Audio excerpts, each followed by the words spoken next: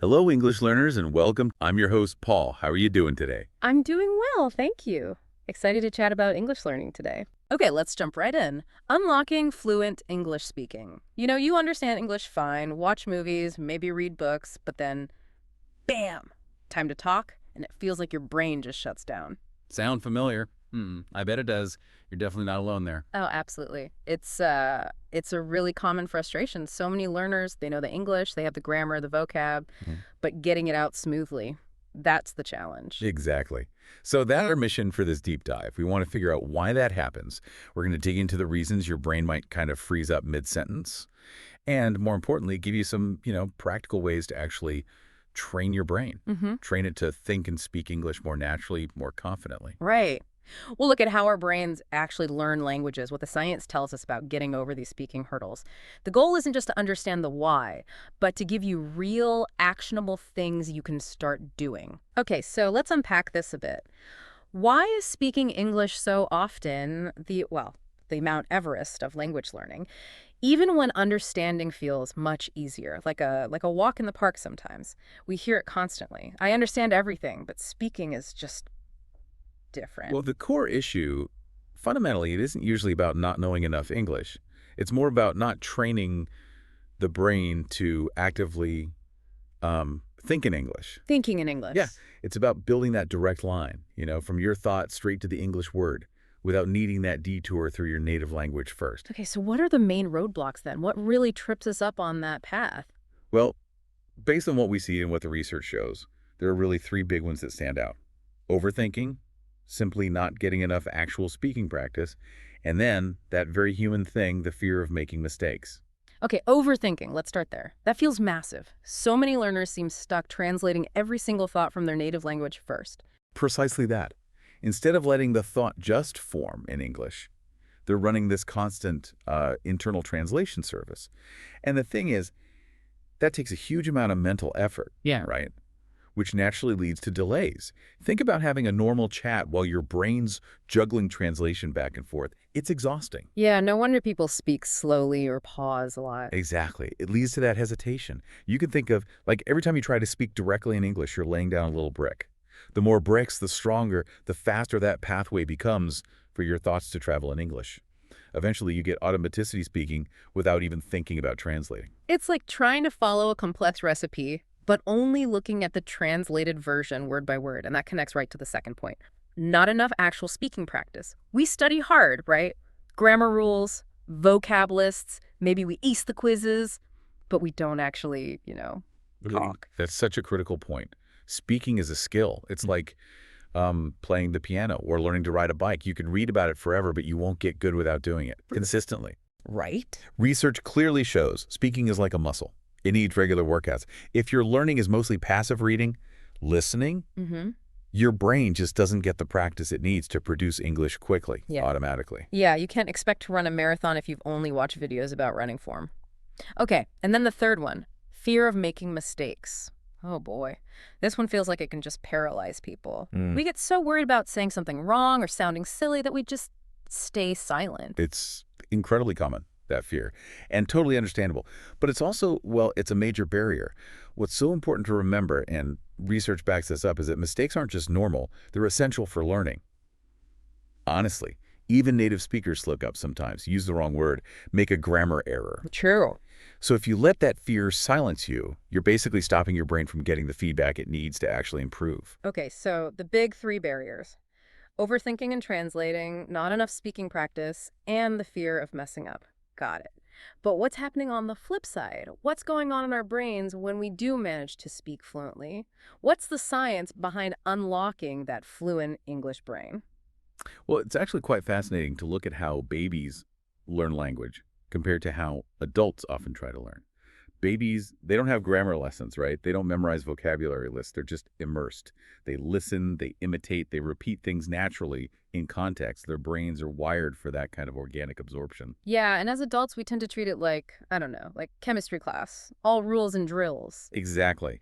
But the good news is adult brains are still remarkably flexible. The key is tapping into some of those more natural learning methods. See, when you actively use English, your brain starts building and strengthening neural pathways specifically for English. The more you use it listening, speaking, thinking, the stronger and faster those pathways get. With neural pathways again, can you break that down a bit more? Like, what does that actually mean? Sure, think of it like making a path through a dense forest. The first time, it's slow, difficult, you're pushing through branches. Yeah, hard work. Right. But each time you walk that same path, it gets clearer, easier, faster, the bushes get trampled down. It's similar in the brain. Every time you use English, you strengthen the connections between the neurons responsible for it. The more practice, the stronger, the more automatic those connections become. So your thoughts can flow directly into English words much more easily. I like that analogy, from a tangled mess to a smooth highway. So what happens neurologically when we manage to think directly in English, bypassing that translation step? Well, research indicates that thinking directly in English activates the same parts of the brain that native speakers use for language. It essentially cuts out the middleman, that translation process.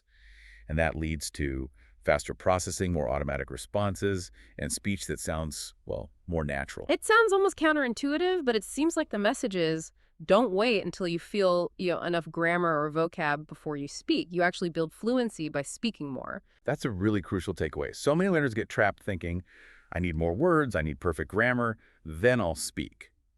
But actually, the act of speaking itself is what builds those fluency networks in your brain. It's a cycle. Practice builds skill, skill builds confidence, confidence encourages more practice. Okay, this is really clicking. So let's get practical. How do we actually start training our brains to do this? What are some concrete techniques we can start using, like today? Okay, based on how we know language learning works best, there are several powerful things you can do. First one, the no translation rule. Consciously try to stop translating in your head. Okay, sounds simple, but probably harder in practice. How do you actually break that habit? Start really small. Focus on your immediate environment. See a chair. Think chair, not your native word first. Describe simple things directly in English.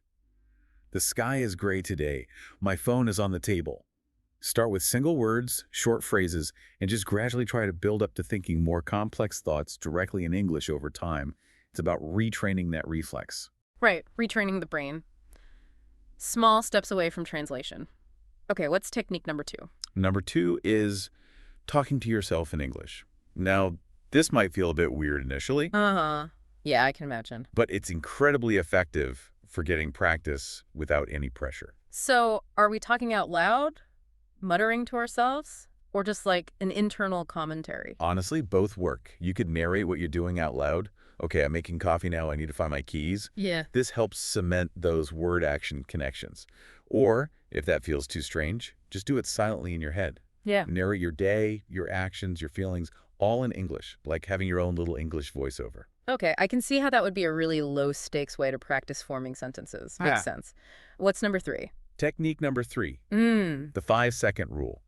When someone asks you something in English, challenge yourself to start responding within about 5 seconds. 5 seconds. Even if the answer isn't, perfect. Especially then. The goal isn't perfection. It's about training your brain for quick recall in English. It's about pushing past that hesitation, that urge to meticulously plan and translate. Just say something. Even a simple answer, maybe slightly flawed, is way better practice than just freezing up. It builds that rapid response skill. Remember, fluency is about communicating naturally, not flawlessly. Got it. Quick thinking, not perfect thinking. Okay, technique number 4. Number 4 is shadowing. This is where you listen to a native English speaker, maybe from a podcast, a movie clip, a YouTube channel, Okay. and you immediately repeat what they say. You try to copy their rhythm, their pronunciation, their intonation, everything. Like being their shadow or their echo. Exactly. It's a fantastic exercise because it trains your brain and your mouth muscles to work together faster and more accurately in English. You're physically practicing the sounds and flow. Even starting with just 5 minutes a day can make a noticeable difference in your pronunciation and how smoothly you speak. 5 minutes seems doable. That's a neat way to get the feel of natural speech rhythms. Okay, what's number 5? Technique 5. Think in phrases, not just words. Native speakers don't usually think word by word. We think in chunks, in common phrases and expressions. So instead of just memorizing isolated words like happy, learn and think in phrases like, I'm feeling pretty happy, or that really made my day. Linguists call these collocations words that naturally go together. Give us another example of thinking in phrases. Sure. Instead of just learning important, learn phrases like, it's really important too, or that's an important point. Learning these chunks helps your brain access language faster because it's grabbing pre-made units, not building everything from scratch every time. Ah, like having ready-made sentence parts instead of just individual bricks. Clever. Okay, and the final technique. The sixth, and honestly maybe the most crucial one, speak every single day. Consistency is everything when you're building fluency. Right, but daily practice. What if you don't have a conversation partner readily available? Yeah, that's a common issue. But thankfully, there are lots of ways around it now. You can record yourself talking about your day or opinions. You can use AI chatbots designed for language practice. Many are surprisingly good now. Or join online English groups or forums where you can interact. The key thing is just finding some way to actively use your voice in English every day, even for just a few minutes.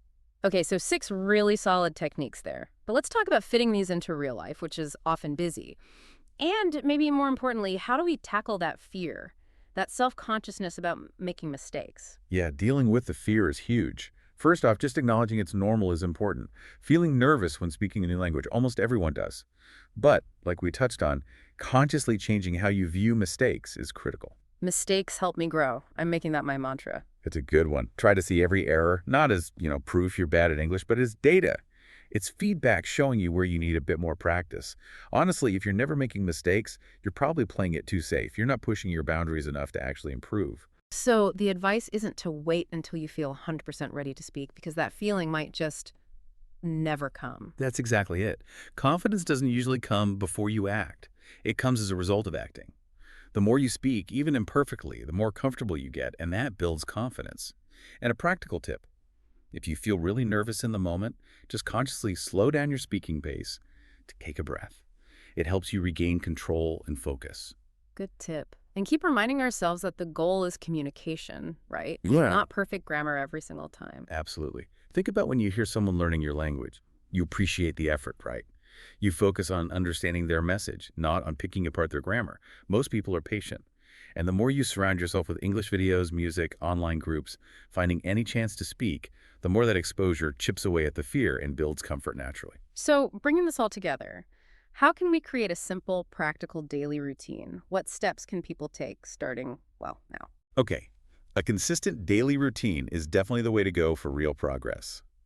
Here's a simple 4-step idea. Step 1. Start your day with English. Just 10 minutes. Listen actively, a podcast, audiobook, YouTube, whatever interests you. This primes your brain for English thinking right away. And maybe try a little shadowing during this time like we discussed. Nice. An English brain bath to start the day. What's step 2?